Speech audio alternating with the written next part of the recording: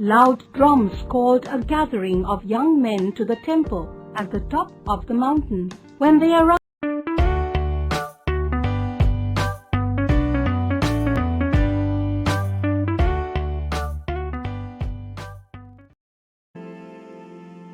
Chapter 2.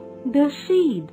Long, long ago in China, there lived a wise emperor whose once dark braid had turned the color of new fallen snow. He was old, and it was time for him to choose a successor. Although he had many sons and grandsons to choose from, the emperor felt that power and wealth had made his heirs lazy. He wanted to appoint someone outside the family. Loud drums called a gathering of young men to the temple at the top of the mountain. When they arrived, the emperor, seated on a magnificent throne, announced, "It is time to choose the next emperor." The shocked townsmen whispered among themselves, "Nothing like this has ever happened before." The emperor continued, "Today, each of you will take a seed. In 1 year, you will bring your plant to the temple."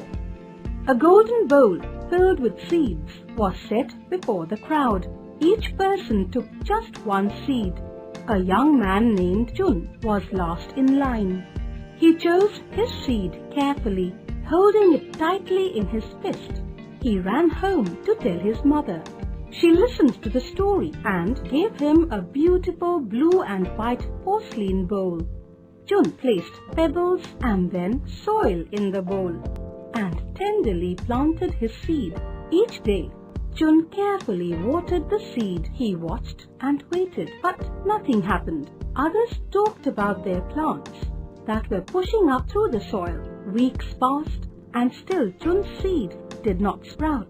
Something's wrong, Jun thought, but he did not give up and kept watering his seed. Other men in the village were transplanting their original plants into bigger containers.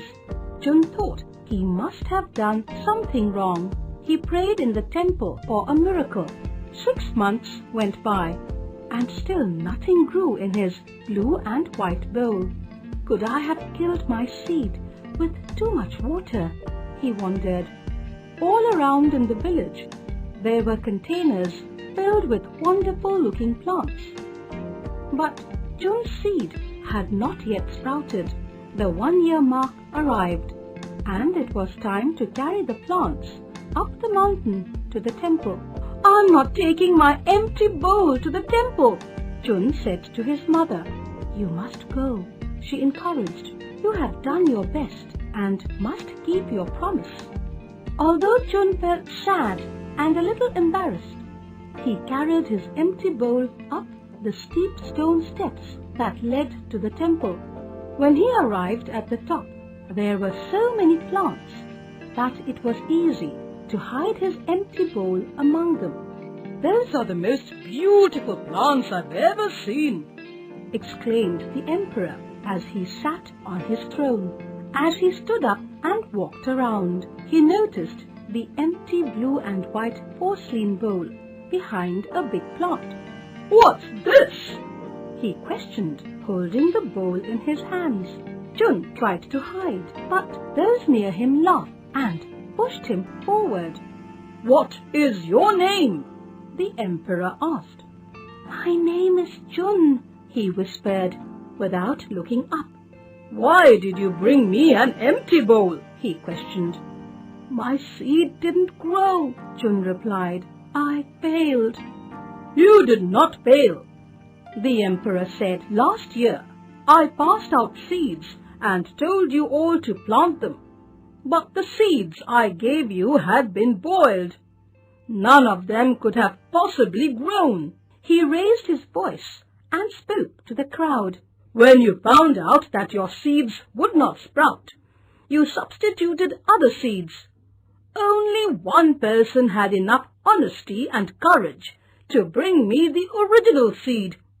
That is why Jun will be the next emperor."